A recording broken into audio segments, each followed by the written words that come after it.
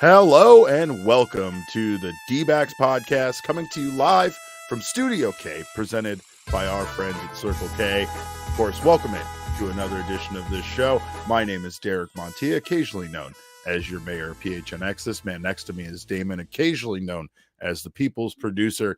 And of course, you know, Jesse Friedman, the one and only vice mayor, aka Thunderstick, will be joining us from Chase Field here shortly. That sad music, Damon. Yeah. So I was the saddest of the year. Yeah, I was sampling that music beforehand, and it kind of played it in the middle of the song. Mm-hmm. It's 10 times sadder in the middle to the end of that song than it is at the beginning, which is wild to say, but it is. The beginning's a little electric. Yeah, the beginning's a little electric. Yeah. But we don't deserve that tonight. We don't deserve any good feelings tonight. We don't deserve any good things, because the Diamondbacks may have hit rock bottom in tonight's loss, losing to the Oakland As by a count of 9-4. That score was absolutely run up in the blink of an eye. I think I went to the bathroom and it went from being 6-4 to 9-4 before I could even come back. Yeah. This is bad. This is bad. I'm not going to act like it's not. We have a lot of things to discuss tonight, a lot to unpack, especially if you are here to vent about Torey Lovullo's decision-making. You have come to the right place. We thank so many of you for being here. We also thank Thunderbolt 47 for coming out from whatever rock he was under to come scream at the skies about the Diamondbacks, because this is a night that even your anger, Thunderbolt, is probably justified. The Arizona Diamondbacks lose 9-4. Their record now in games where they are trailing by 2 runs or more is 1-38. Damon, dog, 1-38. This was Oakland's. Let's just pile it on while we're doing it. This was Oakland's first win on the road since June 1st. 11 so games. They almost. What's that? That's 11 games. That's 11 games. That's a lot. That's a lot. So let's get into it, because, of course, we have a lot to discuss.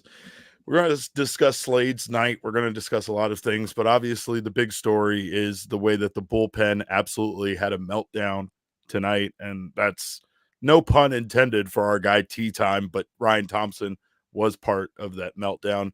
The big question, I think, on everyone's mind after this game was, why didn't Torey Lovullo go with Paul Sewald or any other option in the 9th inning when this team was only down by 2 instead of Brandon Hughes in the top of the 9th?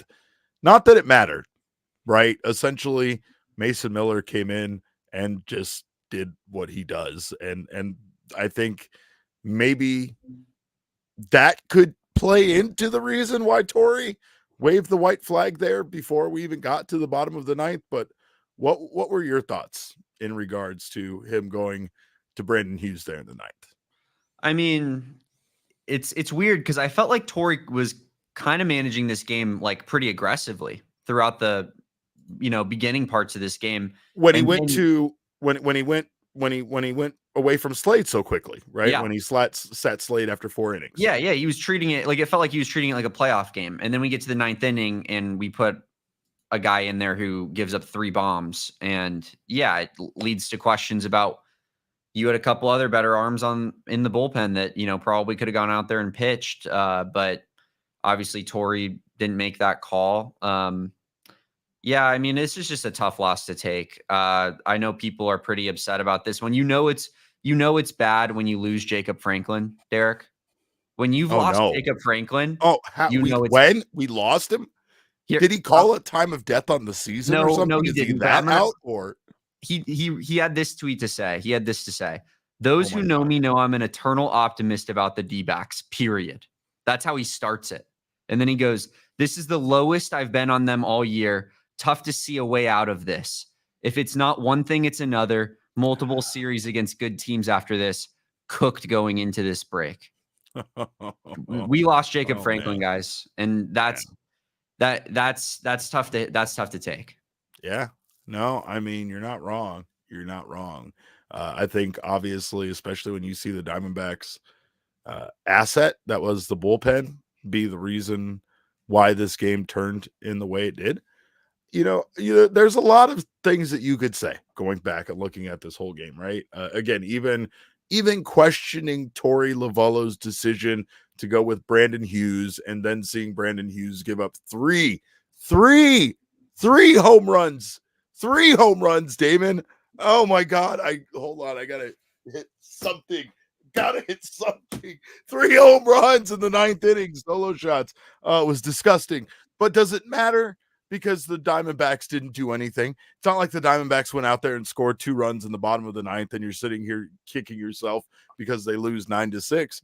They didn't do anything, and they probably wouldn't have done anything even if the score remained the same. They are 1-38 this season. 1-38 this season when they are down by 2 runs or more. They are the late Diamondbacks. I demand that we pull that shirt off the. I'm furious that we pulled the answer back shirt. Off the website yet. It's crazy the difference in the team from last year versus this year. It's not even the same team. No, I mean, it's the same players for the most part, but it's like Jesse keeps saying, I guess. Is it, Damon? Is it the same players? A lot of them, right? Ivan Longoria. I don't know. I don't recognize some of them. Yeah. No, it feels really bad right now. And speaking of you saying, did Jacob call it? Marcus sends in a $2 super chat. And he says, Derek, ... call it. No, I'm not. I'm not going to call it. You know why? Because Zac Gallen's going to be back tomorrow. Let me have some of these guys that have been missing back. Let this team play the way that it's playing now with those guys back, and then maybe I'll call it. Because right now the Diamondbacks pitching has been bad, but maybe, Damon, one of the reasons that it's been so bad has been the fact that they have called upon their relievers so much. The Diamondbacks have not had, I guess, the starting pitching has gone 4 innings pitched or less now in 5 of their last 6 innings. So you are not getting any length out of the starting pitching, and you are relying entirely too much on the bullpen. Tonight was another night like that. Slade Cecconi went out there, looked absolutely incredible early on. Slade looked great. Slade's, in fact, his 18 whiffs through 3 innings tonight marked the second most ever by a D-back starting pitcher, only to the 19 once done by Robbie Ray. And then there was also this guy up there named Randy Johnson that had 17 whiffs one time through 3 innings. So Slade Cecconi doing big things. But then again, another Slade Cecconi outing. Let me give you his numbers through the order. His first time through the order, the A's were 1 for 8. He had 5 strikeouts, 1 walk. The second time through the order, 3 earned runs, 4 for 7, 2 strikeouts, 1 walk. So again, it's like night and day going from the first time through to the second time through. I still don't quite understand that. That might make logical sense to very smart baseball minds out there, but I am a dumb person, and things like this don't make any sense to me. They don't make any logical sense because Slade was absolutely killing his first time through the order, and I'm not exactly sure what exactly causes him to be figured out, but he ends up going 4 innings tonight. He gives up 5 hits, 3 earned, 2 walks, 7 K. Again, a manageable game if the bullpen is able to hold that lead, because the Diamondbacks were able to get a lead there late. Of course, they established a lead early like they've done all season. Marte hit a leadoff double to start the game and then scores on a Gurriel RBI single. Gurriel has been amazing lately. Marte continues to be amazing. Gurriel scores on a Randall Grichuk RBI ground rule double. Gino walks, first inning, huge success. The D-backs, in fact, we tweeted this out, are batting as a team, Damon, this season, 323 in the first innings. In the first inning of baseball games this season, their batting average as a team is 323, which is the best in Major League Baseball. They are the only team in Major League Baseball with a 300 batting average or better as a team in the first inning. And then what happens after that? I don't know. Yeah. That's the part that, once again, I'm a dumb, explain to me what happens to a team that has a 323 team batting average in the first inning and then can't get a hit collectively for God knows how long. I mean, tonight, the rest of the game, they were held to only one hit through the next 4 innings. Corbin Carroll gets a ground rule double that breaks that up, but then he doesn't score. Lourdes Gurriel hits a 425-foot solo home run in the bottom of the 6th inning to tie the game at 3. Corbin once again gets a walk, and Marte gets the go-ahead, single there. I mean, everything was looking good for the Diamondbacks. And then, whatever happened to the bullpen tonight. Bullpen shit the bed. And of course, Ryan Thompson, unfortunately, was part of that. Ryan Thompson, who has been the Diamondbacks' most reliable reliever, one of the most reliable relievers, but arguably the most reliable reliever, goes 1 1/3 innings, gives up 3 hits, 3 earned, walks 1, strikes out 1. Really struggled tonight with his command, was throwing like some things way outside of the strike zone. And then when he was trying to get himself back in the zone, was throwing things right down the middle, got rocked for, I think, 1 home run. And yeah, this just was a disaster of a night, right? He allows those runs. And then, of course, we talked earlier about Brandon Hughes coming in the 9th inning. But again, 6 earned runs allowed from the bullpen tonight. Yeah, not good enough. Ryan Thompson was like, at the end of the day, as good as he's been this season, and he's allowed to have these games, I guess, because of how good he's been this season. But he was the reason we probably lost this game, because we have that lead. You expect him to, be kind of your horse out of the bullpen. You need him to shut it down there. It is what it is. But the problem is just the opponent you played against, I think, at the end of the day. Like, people expect you to keep a lead in the 8th inning against the Oakland As. If you want to be a playoff team in Major League Baseball, that's just what it's going to take. And, one-off games are one-off games, but like, I don't know. A lot of people went into this being like, we need to sweep this series. And yeah, I heard that. Now it's like, if you got to win the remaining games or else you're going to lose the series. So, yeah, it's a big loss tonight. And, it definitely hurts pretty deeply. Tanner says the whole pitching staff blew it. That's I wanted to be clear. Like, I don't think Slade, while like he's continues to be an enigma, and like he's not like ideally in our rotation, he wasn't the reason for the loss tonight. And he, like, when you think about our starting pitchers in that exercise we did the other day, he's got to be up towards the middle or top of that list of pitchers right now that we have, that you have confidence in any particular game. Because right now we're talking about Jordan Montgomery and him as fighting it out for potentially the 2nd most reliable starter we currently have. And they've been incredibly unreliable this season. So I don't know. It's just, we need Gallen back as soon as possible, and Merrill. But well, we have good news, because according to Torey Lovullo tonight, Zac Gallen will be starting tomorrow's game. So we have Zac Gallen coming back. And again, when you take a look at what I said earlier, the Diamondbacks, they starting pitching has gone 4 innings or less in 5 of their last 6 games. That right there is just going to put strain on your bullpen. And eventually you're going to have a night like this where things collapse on you. Hopefully, again, this is just a game 1. Doesn't matter. Hopefully this is enough for the Diamondbacks to have a bit of a wake-up call. They probably thought that this was, going to be somewhat of an easy series for them. And this Oakland A's team is, has been going through it lately. They lost 5 straight coming into this game, and they needed a win. They needed a big night, and they got it. They got a lot of home runs, especially they're late. They got a big lift. Diamondbacks have to flush this one, but not flush it.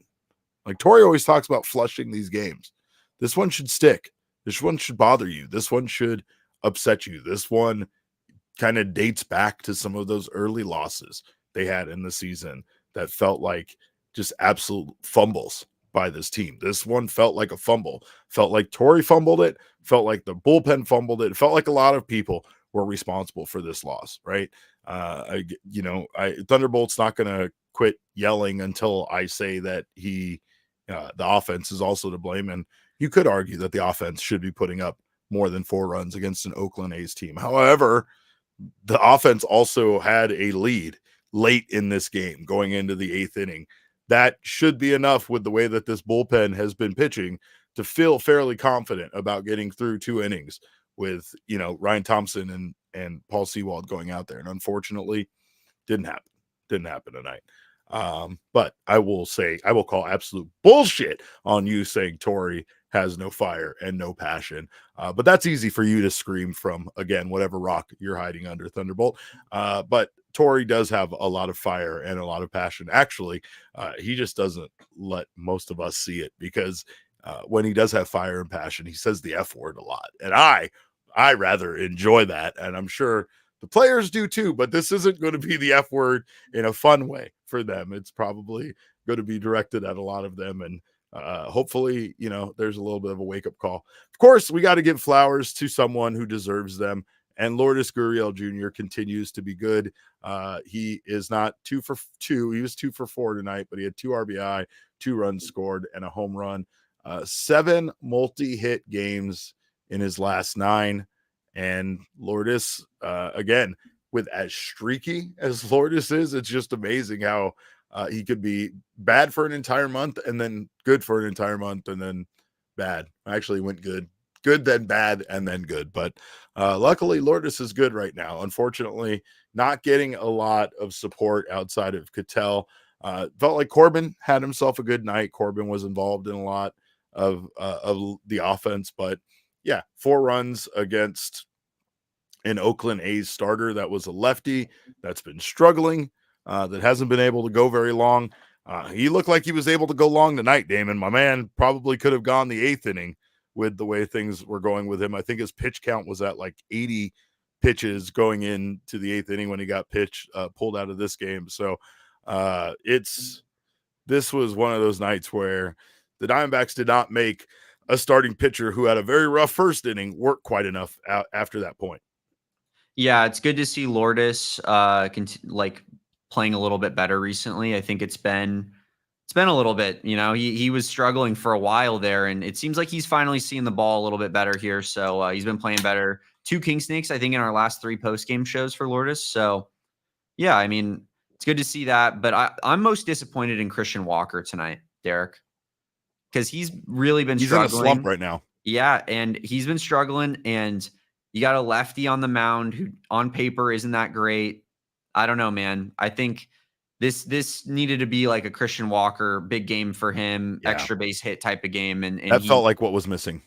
Yeah, he didn't, and he didn't get the job done tonight. So we need him to break out of that for sure. Well, and we're going to talk about it a little bit later, but Christian Walker has a chance.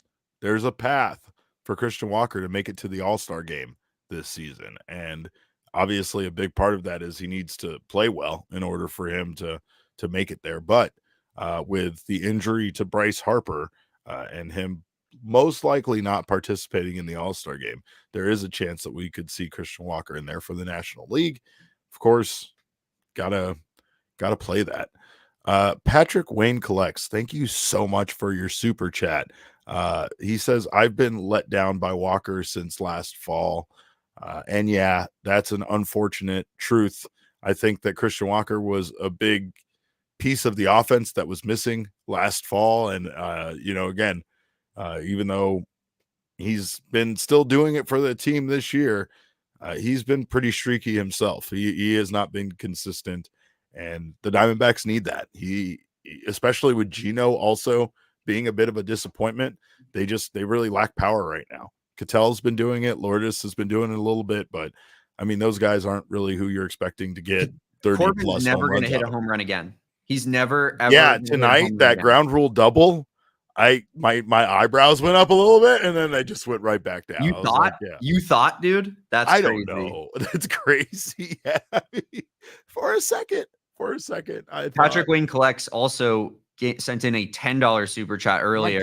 So thank you so much, my guy. And he says, I am a Torey truther, pain is life. I don't know if he means that in a positive or negative way on the truther part, but I will say that I understand both sides of it. I have professed that I will never be an unbiased person when it comes to Torey because I love Torey. I think Torey is a great human being. But much like my friends, much like Damon, I tell Damon all the time where I feel like he was wrong. I feel like all the time I try to give him advice and be like, I don't think you made the right call there, bud. Right. So if Torey and I texted each other, there might be a little bit of that, I mean, I did text Drew McIntyre during WrestleMania, like literally in the middle of WrestleMania, during the middle of his WrestleMania match when he both won the championship and then lost it moments later. I was texting him and he inexplicably texted me back. So yeah, like sometimes I will provide my friends with advice even in the middle of one of their biggest championship matches of their entire lives. And honestly, I understand people questioning Torey. There were a lot of questionable decisions. There always are, especially when it comes to his lineup, especially when it comes to, how long he lets guys go. I agree with Damon. I felt like he was fairly aggressive tonight, and I thought he was trying to win this ball game. I thought he saw that until he didn't, which was really weird to see. Well, and again, I don't know. Like, I don't know. Did Torey wave the white flag there in the ninth inning by putting Brandon Hughes in? Did he just say, because like when I heard Paul Sewald was up warming up, according to the broadcast, I reacted positively. I thought that was a good move. I thought that even with a 2-run deficit, that it was an aggressive move, but probably the right one to send Paul Sewald out there, keep this game at a 2-run deficit, and then give themselves a chance to win in the bottom of the ninth. And instead, he went with Brandon Hughes, which I felt like when that decision was made, that was, oh, yeah, this is the more likely Torey move. Like this, it didn't surprise me. It didn't disappoint me. It just made me feel like Torey wasn't trying to take that extra step to be overly secure or overly aggressive as far as securing just the 2-run deficit, right? And instead, Brandon Hughes' outing in the ninth inning is as bad as you could have possibly had a nightmare about, like it was exactly as bad as you could have drawn it up. And, it got mentioned in the chat here, but I think Yoshi said it first, but maybe the Diamondbacks just really, really respect Mason Miller. Like maybe they look at Mason Miller and they were that's what I mean. We're not coming back against this guy. He's right. He's going to carve us up, and he did carve us up. That's exactly what happened. So, maybe I'm starting to think now that someone mentioned that, I'm starting to think here that maybe Torey was waving the white flag a little bit. Maybe it was even beyond that. Maybe it was 4D chess, Damon. Maybe the thought was that if it's a close game, we'll get Mason Miller. So I'm going to put Brandon Hughes out there knowing he's going to shit the bed. And then, hey, we're down by 5. There's no way they're going to put Miller in now. Ha! We'll jump all over that guy. It didn't quite work out because they did put Miller in and he absolutely dominated them. And of course, I'm joking about that because, of course, that would be insane. But I understand. I mean, of course, you're going to have those times where, as a manager, you have to be managing the next 2 games or the stretch until your next off day rather than just managing tonight. So you might think, hey, we're 1-37 when we're down by 2 runs. What makes me think that we're going to be able to have a comeback against one of the best closers in baseball right now? Yeah. Right. So maybe he was, but we appreciate you guys so much. Of course, Nicholas Gruder's in the chat. Thank you for your super chat. He says, certainly feels like we might be cooked. It does. Hey, I think there's one thing that can save the season, and it's the 999 challenge tomorrow. Johnny, I've made arrangements, by the way, to be present for the 999 challenge. So I will be there. That's with big you of you guys. Maybe participating a little bit, not like actually participating, but just in spirit. You can't half-ass it. You're in or you're out, brother. I don't want to do like damage to myself permanently. Yeah, but being like, I had 3 beers and 2 hot dogs. That sounds like just a great day at the ballpark. That's not right. Yeah, but that's not half. Maybe 3 hot dogs and 4 beers. You can't act like you're kind of participating when you're doing something that you would do on a regular day at the ballpark. Damon, you've met me. You've worked with me for long enough. I can do whatever I want. No, that. I won't stand for that though. I'm going to be so angry about that. I'll be there eating hot dogs and drinking beers with you. Just guarantee that. Benjamin Hunley, thank you for your super chat. He said, is Carroll not back again? He's batting 7th. I don't know. I don't have an answer for you on that. No. I'll say that he seemed back in this game. At least Corbin was one of the guys contributing and doing stuff, trying to make things happen for until this he team. froze in his biggest at bat of the game and struck out looking. That was absurd. We have to mention that. That's a pretty horrible moment in a game. He wasted an AB and he really thought he walked. And I was like, what good is walking? You should be up there aggressively trying to get a hit, not up there aggressively trying to walk. And it felt very much like that. That's fine when there's nobody on base and you're going to possibly try to get things going, get things cooking for the team. You want to get on base. You want to get a steal. You just want to find a way on. That's different. That was a big moment. That was a runner in scoring position. That was a chance. Like you said, it was a huge moment in this game. And I was a bit disappointed by that. I would have rather seen him strike out swinging rather than looking in that scenario, because at least it shows me he was going for it, Yeah. Well, I do want to thank a special group of people. Of course, it's our diehard community. Our diehards are wonderful people. They always make me laugh, even during a terrible moment like what was going on in the ninth inning. There was talk about one of our diehards eating a sock if Christian Walker hit a home run late. And I was going to send him a link for this show so that he ate the sock live on the show with us tonight. So get him a StreamYard link, man. Yeah, I was going to send him the StreamYard link immediately. But of course, this is the kind of fun and hijinks that we have going on in the Discord. You can join us here if you have not joined the family yet. Check out the options that you have here. Over at gophnx.com, you get yourself a free t-shirt of your choice from the phnxlocker.com. You get yourself a special diehard membership card that may or may not get you discounts at Subway. Max is going to be so mad for me saying that. That's a free ad and a lie. That's a lie and a free ad. It does not get you that, but it does make you a member of the coolest club that you can be in. It also gets you access to all of our premium written content. It gets you access to our Discord lounge, where we are always doing special content just for our diehards, as well as discounts on all of our events, like our upcoming takeover of Chase Field, where we will all be at the Chase Field pool, hanging out, dunking cogs, and having a great time. Speaking of having a great time, a great place to have a great time is at Chicken and Pickle. Of course, you guys can check out Chicken and Pickle over in the west side of town. It is an amazing facility with so much fun stuff to do. It was to the point where this guy Damon next to me just stuck around late after another event we had just to keep having fun, and he shut down the whole facility. They had to kick him out because he couldn't stop playing pickleball. They had to call security, and they had to grab me and Flex and Totri and Michaela and put us in cuffs and escort us out of the building. Yeah. It was pretty serious. It was, but that's how much fun. It's like when you're having that much fun, sometimes you refuse to stop, and that is completely understandable. Chicken and Pickle has an amazing indoor-outdoor entertainment complex. It includes a casual chef-driven restaurant with some amazing food, by the way. I really enjoy their fried chicken dishes that they have, and I even had their grilled chicken that's like brined in pickle. I had that too. Yeah, it's good with the bacon and everything like that. I'm excited to try so they have like rotisserie chickens that they you can watch them cook it, and then they give you like a big serrano pepper that they're grilling. I'm gonna get that next time I go. I already decided, so we're gonna give it a try.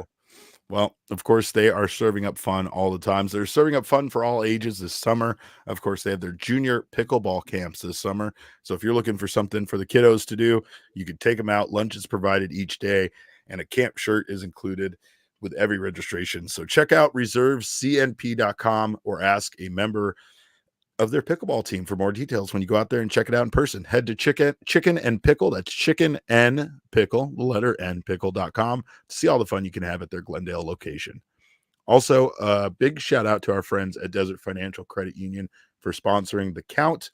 We're going to look at some numbers that most of you don't probably want to look at, but of course, we know there's other numbers sometimes that we don't want to look at, and that's our finances, right? Those might not always be fun, but it's something we as adults have to deal with. And of course, sometimes we need help with that. And Desert Financial can help you out. They have financial experts who are committed to their members, committed to helping you find financial solutions tailored to helping you achieve your financial goals and dreams. Of course, they also helped me. And of course, you can tell I'm an absolute mess. So if they were able to get me started on my home ownership journey, they can get you started as well. Join a credit union that's committed to giving back to the community and sharing success with its members. When you open a free checking account online right now with Desert Financial, you can get $200 in bonuses. Get started by visiting desertfinancial.com/200. And let's take a look at those numbers that I was talking about with the count presented by Desert Financial Credit Union. The Diamondbacks lose this one by a count of 9-4. They get out hit by the Oakland A's 14-7. It's a push on runners in scoring position. That's because the A's did a lot of their scoring on those solo home runs late in this game. They got 5 extra base hits to the Diamondbacks 3, and that's not relief pitching ERA, but that is hard hit percentage, and it is 48.1% to the 30.8% for the Diamondbacks. Again, Diamondbacks have not been hitting the ball very hard, but the Oakland A's definitely did. And it seems like Diamondbacks pitchers have been allowing the opposition to hit the ball very hard recently. It feels like when we go over those numbers, we see that quite a bit, Damon. Yeah. It hasn't been looking pretty recently against the Phillies or the Twins or now against the A's to start this series. So yeah, it's been a little bad run here of by the numbers graphics. Yeah. Hey, it's all right. Who says I actually believe 30.8 relief pitching ERA? And honestly, why wouldn't you? That's probably not very far off. Derek, what can you do the numbers real quick? When did a relief pitcher come in and how many runs did they give up? I don't want to that's bad numbers. I don't want to do those numbers because those numbers make me sad. Well, they, of course, let's see, 5 innings pitched, 6 runs total. I'm not good at math like Jesse, but let me figure this out. We said 6 runs total times 9 divided by that's a 10.8 ERA.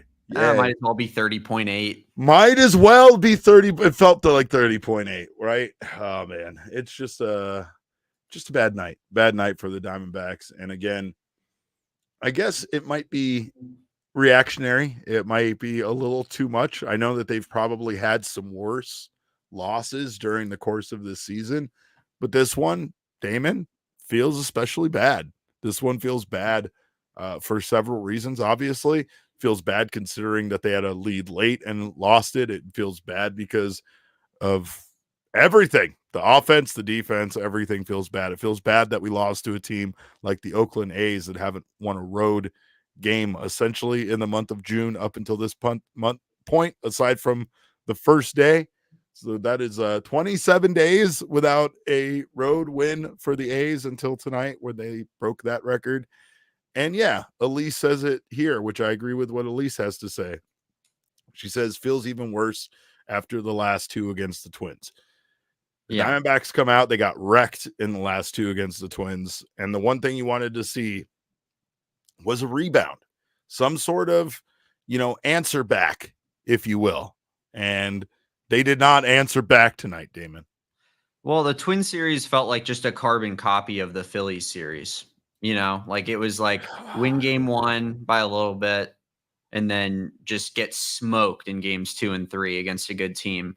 After game 1 in those series, like as Diamondbacks fans, we're overjoyed. Like it looks like, we have a really good chance of winning series against some of the best teams in baseball. But then now when it's against the Oakland A's and you lose game 1, it's the opposite feeling. It's really bad, but that goes to show that I guess we could win these final 2 games and maybe feel a little bit better about this. But honestly, that kind of feels like the expectation at this point, rather than like, we should be like super excited about that. That seems like they kind of need to win these next 2 games. And someone said it in the chat earlier. It's early, but like, does this feel like, it could be the season if you lose these next 2 games? And like, I know it doesn't, I know that's crazy, but like if we got swept by the A's going into the All-Star break, like before we play a bunch of really good teams as well, that's going to feel pretty low. That might be time of death time scenario, you know? It would have to, honestly, it would have to be how they performed after that. But yeah, I mean, I can't think of a lower low than being swept by the A's at this point of the season. Let's not even put that out into the atmosphere. Let's not even discuss that. But I do want to discuss with somebody else, Damon, and no offense to you, but no, I'd love to get this man's take on if tonight was rock bottom for the Diamondbacks season. It's the Thunderstick himself, my vice mayor, Jesse Friedman. Jesse, this was a tough loss in a lot of different ways, but I think Damon and I were kind of discussing, is this the worst loss of the season for the Diamondbacks? Is that hyperbolic to say about any regular season game? This one just feels especially bad. I mean, I don't think it's hyperbolic in that, like, I don't know, there is, if you play a whole bunch of baseball games, like, theoretically, there should be a worst loss out of all of them. I don't know if today is that game for me. Today felt like a day where Ryan Thompson just had a very, very rare off night. I mean, he's been so unbelievably good for the Diamondbacks since coming over. I think I heard that he had never allowed multiple runs in an outing as a member of the Arizona Diamondbacks prior to tonight. So it's a bad loss, no doubt. Like, the offense, you'd hope to get more against a guy like JP Sears. Brandon Hughes obviously didn't really give the D-backs much of a chance to come back in the ninth inning. Slade Cecconi was subpar against a not so great Oakland As lineup. So it wasn't great, but I don't know. The D-backs, they didn't make any like enormous defensive blunders or base running mistakes. Or I think we've had worse losses for the Diamondbacks this season. Unfortunately, there have been quite a few that have been pretty brutal. Well, of course, Torey Lovullo, the news is that after the game, he said Zac Gallen will, in fact, start tomorrow. What are your thoughts on that? And, like, is that the turning point potentially for this team to get Zac back? I think the silver lining for today's game is absolutely that Zac Gallen is coming back tomorrow. You've got your ace back at a time where you very much need him, right? I mean, the Diamondbacks, after hitting 500 a week ago today, boy, the vibes were in a different place a week ago today, Derek, when the D-backs went into Citizens Bank Park and beat the Phillies by 1 run and got back to 500. They've lost 5 out of 6 in the last week since then. It's been a really, really brutal week for them. But yeah, you've got Zac Gallen coming back tomorrow. You've got Brandon Pfaadt, who's been your de facto ace up to this point, pitching on Sunday. The D-backs are still in a decent position to take 2 out of 3 games in the series, despite what happened today. And that, yeah, I mean, the first words that I heard when I hopped on were the phrase death blow on the season or something like that, which I do understand why you guys are having those conversations, because the Oakland As are a team that the Diamondbacks really, really, I don't want to say need, like not must win level at this stage of the season, but the Oakland As are certainly the worst team that the Diamondbacks are going to play between now and the All-Star break. And given that they're not really going to get, they're going to get some reinforcements back. They're going to get Zac Gallen. They're going to get Alec Thomas. They're going to get Gabby Moreno back. Hopefully all 3 of those guys should be back. Obviously Gallen tomorrow, Moreno and Alec Thomas potentially for that Dodgers series. But you're not getting Erod. You're not getting Merrill Kelly back between now and the All-Star break. So this is a really crucial several weeks for the D-backs, especially with the trade deadline coming up and questions swirling over how the D-backs will approach that. It is really important, and the Oakland A's are a team that you really need to be able to beat. Well, of course, every Friday here on the Diamondback Show is Flavoring Fridays, presented by our friends OG's Brands. And you can head on over to ogsbrands.com to see their full lineup, including their 2 newest gummies, the OG's Naturals and the Big OG's, and find out where you can purchase them. Of course, everyone knows I'm a huge fan of OG's Brands, and tonight would be a great night, Jesse. Great night, if you haven't tried OG's Brands, to have some on hand and get over what many people, what the word on the street is calling the worst loss of the season. I don't know. I wouldn't dare say something like that, but maybe in fact that's what's being spread around somewhere. But of course, whether it's a win or a loss, of course, OG's Brands will help you get over it. or help you celebrate. They have a wide variety of doses and strains for you to choose from. And of course, to learn more about OG's gummies and where you can find them, head on over to ogsbrands.com. Must be 21 or over to enjoy, and please enjoy responsibly. I am also responsibly enjoying my third Bad Birdie beer of the night since Ryan Thompson had that meltdown. So of course, that's another great way to get over this loss. And of course, Bad Birdie Juicy Golden Ale, as I've said, is the beer of choice, whether you're celebrating wins or losses. It's delicious, whether you're on the tee box or you're just a lazy guy like me sitting on your couch watching sports. Of course, it's a great way either way, but make sure to check out all the wonderful beers Four Peaks has to offer. And like I've talked about, grab one of those 15-pack variety packs and get you a little taste of everything. They're always changing up the flavors that they have in that variety pack. So it's a great way to experience all the wonderful beers that Four Peaks has to offer. You can also visit fourpeaks.com/locator to find all your favorite beers and events, because Four Peaks is always putting on some great events. And you don't need an event to go to Four Peaks and eat their chicken tendies. Eating their chicken tendies is an event, basically. I mean, it's an event to be celebrated, and everybody should experience it. Treat yourself and go get some chicken tendies. Of course, check out at Four Peaks Brew or Four Peaks Pub to keep up with the latest at Arizona's hometown brewery. Must be 21 or older to drink Four Peaks, and please drink responsibly. Jesse, we do have more on this game from the clubhouse. What do you have, especially when it comes to Ryan Thompson's terrible night? Yeah, we have Torey Lovullo talking about that here. He was asked about how Ryan Thompson has been so incredibly good for the Diamondbacks this season, and you know, since the D-backs acquired him, this was obviously this is obviously a very different story. So here's what Torey had to say about Ryan Thompson. Yeah, he's been lights out. I mean, he's one of our best relievers. So I felt he was getting over Thompson to see you all book it, and it just didn't happen. What I see, a lot of two-seam fastballs that laid over one another. He didn't change sight lines. He didn't mix in the slider. He got a really good slider. So there's a lot of two-seam fastballs, sinkers. That's it, huh? A lot of two-seam and sinkers. And he was missing pretty badly. It felt like he didn't have very good command tonight. Ryan Thompson, we also talked with him. I don't have video of that, but he had kind of a different explanation for what happened tonight. He didn't seem to feel that he was throwing too many sinkers. He actually said, I asked about the mound visit with Brent Strom right before Zac Gellof's big triple that gave the Oakland As the lead.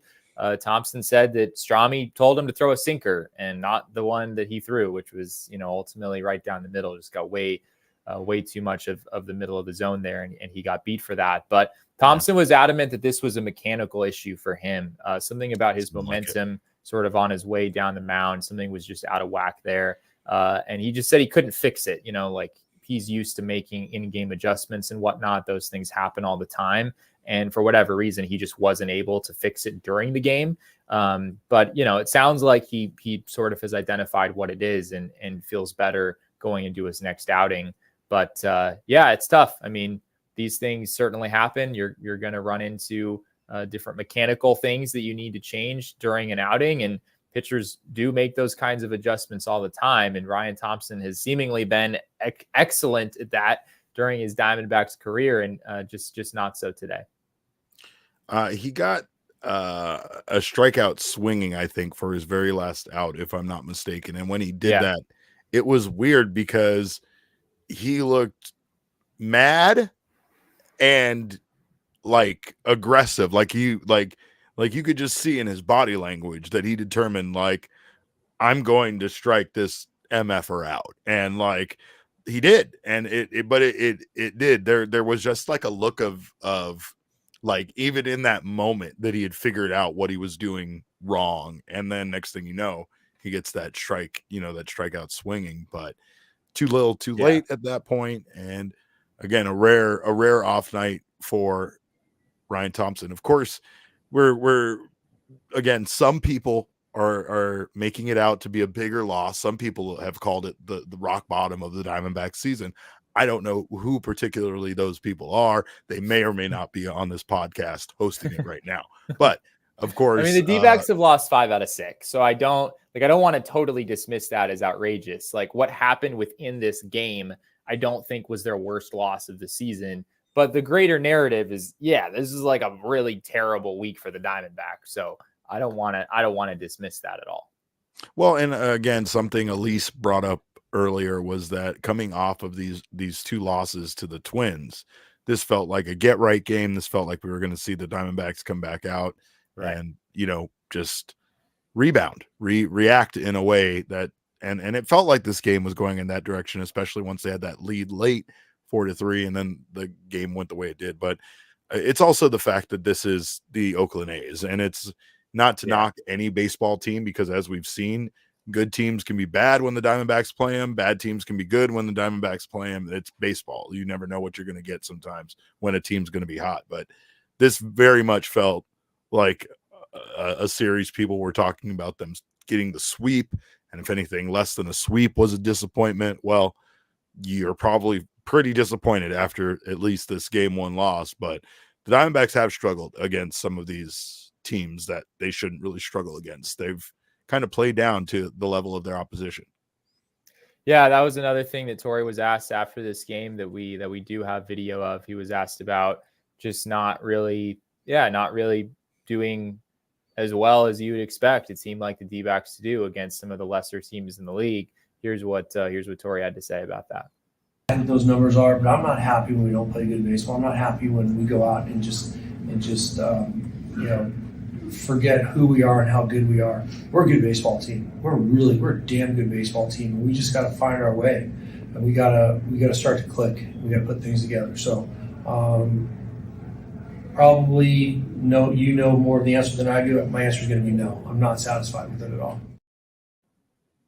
He shouldn't be. Nobody should be satisfied with this in the organization. Players shouldn't be. Nobody should be like, again, we threw a lot of the blame at the pitching staff, and they deserve it, right? But like you said when you came on, and like Thunderbolt screamed at the sky about earlier on, is that the offense really should be able to keep their foot on the pedal against a team like this. Instead, we saw another almost textbook Diamondback game from this season where they score the runs early and then go completely silent for 4 to 5 innings straight without even getting a hit. Yeah, absolutely. I mean, the D-backs came out in the first inning. I think I saw their team batting average in the first inning is now 323, and no other team in the league is even batting 300 in the first inning. So that narrative continues to very much be alive and well, even past the halfway mark of the season. And yeah, I mean, it was 2 runs and 3 hits on JP Sears right there. Immediately, Ketel Marte, of course, hits that double. A couple of other hits in the inning. D-backs get a couple runs on the board. And then we've seen it so many times this year where the bats just go silent. And I think that, Derek, is honestly like the pitching sort of is what it is at this point. I mean, if you're shocked by Slade Cecconi going 4 innings and 3 runs and, throwing kind of a lot of pitches, I don't really know what I don't really know what you were expecting, to be honest, because that's just kind of who Slade Cecconi has been, at least at this stage in his career so far this season. So for me, the storyline today isn't really Slade Cecconi. I don't really think it could be Ryan Thompson because he's been so incredibly good for you. He still has an ERA that starts with a 1, even after giving up 3 runs in this game. The biggest story for me is the offense, that it, as you said, it came out strong. And then, Gurriel hits that home run. They scratch across another run at a different point. But for the D-backs, they need their offense to be the difference maker right now. And with the current state of their pitching, they need the offense to be the difference maker. Their offense is on paper significantly better than the Oakland A's offense. That's not at all what it looked like today. The A's came out here, they had 17 base runners, 14 hits, several walks in this game as well. So yeah, the offense really needs to pick things up. Well then, Mr. Friedman, I will put you in a precarious position that I know you do not want to be in, but let's go there anyway. With the way this offense was performing and with the way things were going, Brandon Hughes, right? Fans are mad. Fans felt like it was a bad choice to go with Brandon Hughes instead of Paul Sewald or another choice that would have particularly kept the game close. Instead, he goes with Brandon Hughes, and Brandon Hughes does what Brandon Hughes does. That aside, it's not like the Diamondbacks scored in the bottom of the ninth and made this a 9-6 game, and then you can scream at the fact that he gave up those 3 runs, right? Yeah. Do you feel like Torey saw the writing on the wall there with Mason Miller coming in for the Oakland A's in the bottom of the ninth and just said, screw it, I'm not burning Seawald tonight, and put Hughes out there just because he kind of at that point conceded the game and knew his offense wasn't probably going to be able to push 2 to 3 runs home against the best closer in baseball? Torey was asked about that after the game. He talked about how he trusted Hughes. I mean, Hughes threw well. I think in the Phillies game, Hughes sort of came up big for the D-backs in that game. But yeah, he did say that if the Diamondbacks had gotten the game a little closer, then which I mean, it was a 2-run game, so presumably if it was a 1-run game, then I do think Lovullo would have gone to Paul Sewald in the 9th inning. I do understand people who don't love that decision. I mean, Torey is probably thinking about the next 2 days with Gallen on the mound, with Fott on the mound. You've got a decent chance to win these games.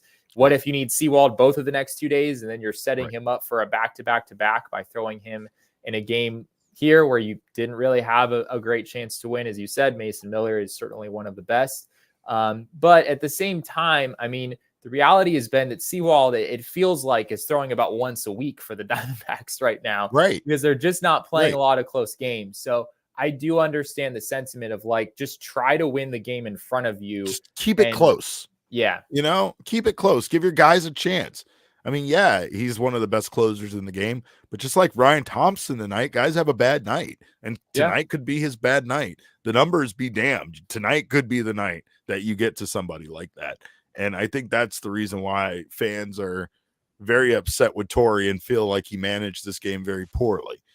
People want to just immediately assume that if the Diamondbacks somehow kept this game closer, that then offense would have scored in a reality where they didn't, right? So yeah, I don't know. I don't know what the answer there is. I can understand people being upset with Torey. I can understand because sometimes even in a loss, you want to see more of an effort. You want to see them at least try to win in a loss rather than what you kind of feel was maybe a roll over and die situation. But baseball is a long season. And like you said, looking ahead, you're trying to manage, the next 2 games that you could win rather than this game, then you're down and most likely won't. So it's understandable. Yeah. But this team they're in a rut, Jesse, and they need to find a way to get out of it. They do, yeah. That's another thing that Torey was asked about tonight. It just feels like every day it's the defense. One day, then it's the offense, then it's the pitching, or some combination of those things. Here's what Torey had to say just about kind of the current state of the team right now. Like line things up. Yeah, and I think it's all predicated off the starting pitching. The starting pitching needs to be better. We can't. You look at what we have absorbed. I think it was 4 today. It was 3 yesterday, 3 the day before.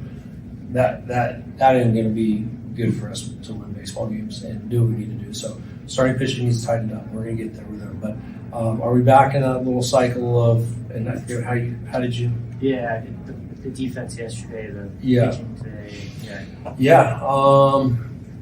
I don't know. We're in a little bit of a rut right now, and we can't feel sorry for ourselves. We gotta find a way to do it tomorrow. Can't feel sorry for yourself. You know what I mean? You can't feel sorry for the expectations based on last season. You just got to go out there and fight. I just think that this team is playing differently this year. And we've talked a lot about chaos ball and Diamondbacks baseball and all of that. I don't think Diamondbacks chaos was always just about running on the bases and stealing bases and doing things like that. It's a good point. Diamondbacks chaos baseball felt like they were just doing things all the time to try to get the little runs here or there that matter. They were walking more, they were getting on base more, they were just, there was more bunting, there was more, just actively trying to do anything they can. Me and Damon were talking a little bit about like Corbin Carroll striking out in that big moment with 2 runners on. It was a big moment. Yeah. And it felt very much like Corbin Carroll doesn't switch into a different mode when he's has those runners in scoring position, but he was able to do that last year, right? Where it was like, okay, runners are on, I'm going to get a hit here. Now it feels like he's going up there almost every time trying to work a walk. And even in this situation where you have a very close game and you need to get every run that you can manage, he strikes out on a close pitch. I'm not saying he wasn't, he thought he walked. He really did, but it was a good pitch and it was on the inside and it was a strike. And again, it's just a matter of looking more to walk like he has been rather than looking to be aggressive there at the plate and try to stick it in there and get a hit, get a big hit in the moment. I mean, how many games did the D-backs win last year because Corbin Carroll came through in a big spot, or just sort of came through in general, help them score 3 or 4 runs in the first inning or whatever it was. I mean, as much as I think Corbin has looked better lately, and he did have a double in this game, he did draw a walk in this game. So, it's not like there wasn't any production there, but it's really tough for the D-backs right now, late in games, especially with Corbin, because when the A's put a guy like TJ McFarland to face Corbin, I think they feel pretty confident about that because TJ McFarland has been good this year. He's a left-handed pitcher. And I looked this up just a few minutes ago. Corbin, since April 18th, entering today, had an OPS of 356 against left-handed pitching. That spans almost the entire season at this point. That's more than 3 months of a 356 OPS against lefties. This is something we talked about a couple weeks ago when Corbin really did seem to be coming out of the slump, was that it was pretty much all happening against righties. The D-backs weren't really facing that many lefties. You didn't really know kind of what the status was there. But yeah, it's tough when you've got a guy. I mean, this reminds me of, Corbin, I think, is a far better player and will be a far better player than Jake Lamb. But it reminds me of Jake Lamb, where like you've got this powerhouse bat in the middle of your lineup, but then, the opposing team brings in their great left-handed high leverage reliever and you're in a tough spot late in the game. And I mean, that's why the D-backs had Corbin lower in the lineup for sure, because the A's had a lefty starter on the mound. But yeah, it's tough. I mean, when you have a player that is really struggling against one side in particular, it puts you in a really tough spot in those big moments.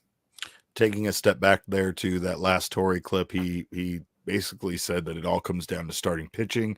D-back starting pitchers have gone 4 innings pitched or less in 5 of their last 6 games, and that I felt like, wow, that's a big breaking point, right? That tonight is an amount of pressure that's been consistently put on the bullpen, where you couldn't expect them to toe that line for that long without having a night like they had tonight. I mean, the starting pitching is, you heard Torey say it earlier, that's been the biggest reason for the Diamondbacks struggles in the last week. There's really no question about it. Slade Cecconi, I mean, he did some good things today, like 18 whiffs through 3 innings was outrageous. You guys might have already talked about it. Robbie Ray is the only D-backs pitcher in the StatCast era since 2015 to do that. Which just felt right. Robbie Ray, first place was Robbie Ray, second place was Robbie Ray, and third place was Robbie Ray on that list, which I thought was pretty funny. But every time you're in Robbie Ray's company in terms of swing and miss, like that means you got pretty good stuff. But the problem for Slade was that a lot of those strikeouts that he did have early in this game were 7-8 pitches deep. And he wasn't really able to be efficient, and he still made some mistakes along the way. Here actually is what Slade had to say about his outing tonight. A lot of long at bats, a lot of deep counts. Wanted to go deeper into that game. Pitch count was not where we wanted it. Even the strikeouts were 7-8 pitch at bats. I was happy with getting the swing and miss, but those days. Is all the swing and miss an indication of how your stuff is playing when you're locating it? Yeah. I mean, I was able to get swing and miss on all 4 pitches today, which is encouraging. The answer is yes. There are a few people that look as different in street clothes than they do on the mound in their uniform as Slade does. He looks like a completely different person. That's wild to me. But yeah, I mean, Slade is he's still developing, and I still think that there is a enormous amount of potential when you talk about a guy that's go out there and able to get 18 whiffs through 3 innings. And I mean, at one point he was just mowing guys down until it stopped, right? And that's just such a weird thing with Slade that I don't understand, and I need somebody smart like you to explain to me, like, why is it that Slade hits a wall and then all of a sudden the opposition figures him out? I rarely remember seeing any pitcher where the transition is so stark, so significant, where they go from being so dominant to all of a sudden they just figured him out. It's a really good question. I mean, I don't really feel like I have a great answer for that. I mean, the narrative has been that Slade's stuff kind of drops off a little bit. You know, you start to see some 91s and 92s in the third inning and the fourth inning, which we did see some of that today for sure. But it's hard for me to buy that that's the only thing. I think there's a pitch execution element there, probably, of just not really hitting his spots as well. But yeah, I mean, he does have pretty good stuff, and it's not like he's only throwing 2 pitches. You know, it's pretty normal to see a guy who only has a couple of pitches. Like, that makes sense. Once guys have seen it, you know, once or twice, they're going to be in a much better position. But Slade is throwing a 4-pitch mix. I mean, the changeup is a pretty big part of his arsenal now. He got some curveball whiffs in this game too. I think that's one of the better curveballs that the Diamondbacks have on their staff right now. So yeah, it is a little dumbfounding in some ways. I don't really feel like I have a great answer for that. Is he destined to be an elite reliever, in your opinion? I mean, I think I'd have to see it before I'd use the word elite, but yeah, I think it's totally reasonable to be fairly bullish on what Slade Cecconi could be as a reliever. I mean, he did it again today. The first couple innings were scoreless, and I think he threw 38 pitches. It wasn't his cleanest start to the game necessarily, but yeah, I mean, his fastball has a ton of run on it. He's got several different weapons he could use. Maybe he would narrow things down in the bullpen a little. But I mean, you imagine the velo ticking up a little bit more. I mean, maybe Slade's sitting 100 miles an hour out of the bullpen. I don't think that's a totally outrageous thought. So yeah, I think Slade could be pretty good out of the bullpen, but D-backs have just too many injuries right now to really consider making that change. Well, of course, another guy that has been struggling lately is Christian Walker. We do know that we have talked about how Christian Walker should be considered for the All-Star game, but we also know that the voting doesn't necessarily reflect where Christian Walker should be, at least as far as his worth as a first baseman. Of course, notoriety is a big part of that. There's a lot of guys over there, but Christian Walker also hasn't been playing well lately, right? And like sometimes it's it's about how you're playing right now. Like if he was hot and he was hitting a bunch of home runs, maybe that would add to voters recognizing him, but it feels like Walker's been in a slump lately, and you have just some other guys with bigger names that kind of have passed by him on that list. With Harper being injured, does his chances improve at maybe making the All-Star game this year? I think they improved pretty significantly. I mean, before I probably would have said the chance was pretty slim. Not that it was impossible to get 3 first basemen on the NL roster, but it's not really something I would have expected. Now that Harper's out, I mean, Freddie Friedman is certainly going to be there. He's pretty much guaranteed he's going to be the starting first baseman. Yeah, sure. He's going to start at first base, no questions there. But they're definitely going to have at least 2 first basemen on the roster for the NL. So Christian Walker finished 6th in that first phase of voting. So it's not like he was right there after Harper and Freeman, but you could argue that he maybe should have been compared to some of the other guys on that list. Well, Harper has, of course, I mean, even Harper's numbers aren't that great, but when you take a look at like the other guys that are above him, Pete Alonso, right? You got Matt Olson, you got Jake Cronenworth. Like some of those guys have been having a good season, and it's not to take anything away from them, but Christian Walker arguably has been having a better season. I mean, his slash line is 246, 320, 460 with a 780 OPS. He has 17 home runs, 51 RBI, and a 1.9 WAR from Baseball Reference. In comparison, he does have or he's tied for the most home runs with Pete Alonso at 17. He has the highest WAR.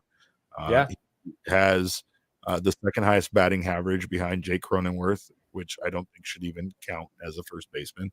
But that's just because I don't like anything the Padres are doing. He's the second baseman now. Luis Ariz is really the guy who should be on this. Right. Like why do they get to do this over there? I don't get it. Matt Olson's still been having a great year, 41 RBI, but again, Christian Walker's second on RBI to Cronenworth. And again, like Walker has had the best defensive season of all of these guys. So again, it does feel very much like Christian Walker should be there. What happens with the next phase? Does when it comes to backups, do they go with voting still, or is that selected by Major League Baseball in some way? I believe that is a selection made by the commissioner's office. So when there is a player that drops out due to injury, I'm pretty sure it's a commissioner's office selection. So we could see Christian Walker selected. It's definitely not the fan vote. That definitely would not be. The fact that Walker finished sixth, I don't think is really a factor here at all. But Major League Baseball making the decision, is that work in Walker's favor or against him? I feel like it does. Right? They go based more on numbers versus feelings. Their heart.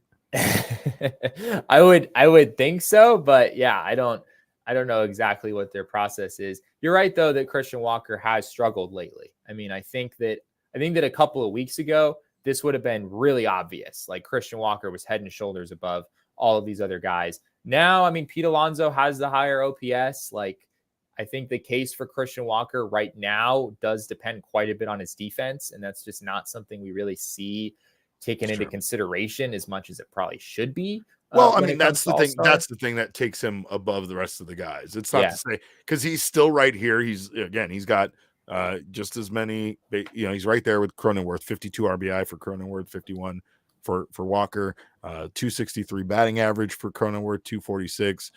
But again, he has 17 home runs to Cronenworth's 12 and 1.9 WAR to his 1.5 WAR. So like the defense there is separating him there with the WAR.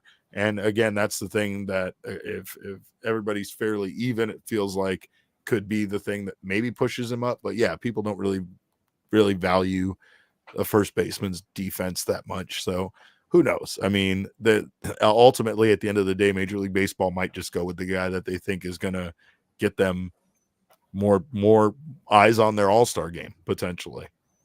Yeah, and the answer to that, frankly, is probably not Christian Walker. I mean, Pete Alonso is, he's participated in the home run derby in the past. He's Grimace's best friend.